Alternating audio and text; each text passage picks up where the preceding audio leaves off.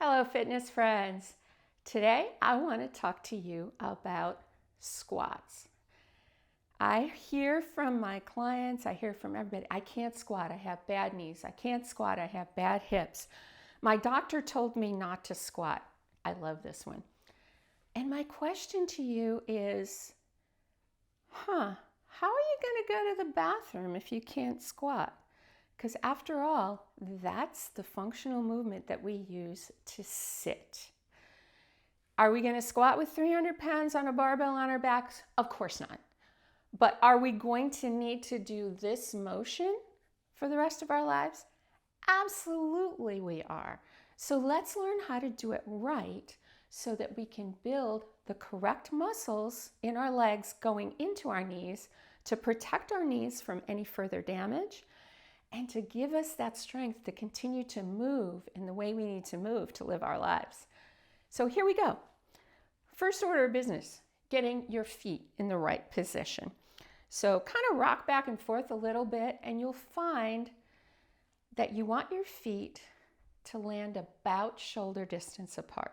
This is going to vary from person to person, so don't get a measuring stick out and try to measure that. You'll find the right spot.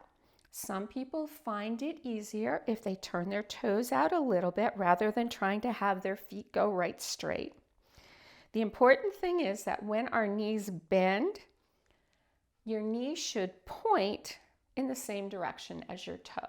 So in other words, if my toes are pointed out, my knees shouldn't be in like this. They should be pointed in the same direction. So right now, adjust your feet so that you're in that position. Once you're there and once you're good and solid, so kind of bounce up and down a little bit and you're not rocking back and forth and you're not falling over, you got your feet set, your knees are set. So now our hips go back first. The biggest mistake that I see when I'm working with people and squats is they'll start their squat by pushing their knees forward and leaning back. That's where we get into trouble. So we've got our knees set, our feet are set. The motion starts by pushing our butt back. So we're going to push our butt back and then go down. Now we don't want to have our torso too far forward either. So we want to keep our tummies nice and tight. And the way to think about that is, what do you do if somebody walks up and acts like they're going to punch you in the stomach? You go, well, don't do it to that exaggeration, but that is the tightening of the tummy area that we want when we say tighten your core. So we're going to tighten our core, push our hips back, and squat, and up.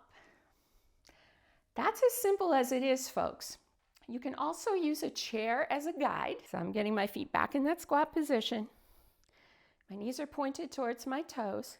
I know the chair is behind me, so make sure that it's not too far away. I'm going to push my hips back until I touch the chair, and then I'm going to stand. So we're not going to hang out down here and cross our legs and have a drink. We're going to stand up and down. Use that as your guide. Think about it as a touch and go. We're keeping this nice and tight here. And you're going to notice over time that it gets easier and easier. It's going to be easier to get up off the couch. Those of you that do get up off the couch, I know who you are. It's going to be easier in the bathroom. It's going to be easier getting down to pick something up.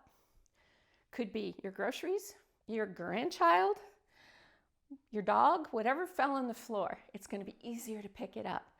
So this is why we want to perfect this movement and keep our legs nice and strong in that squat.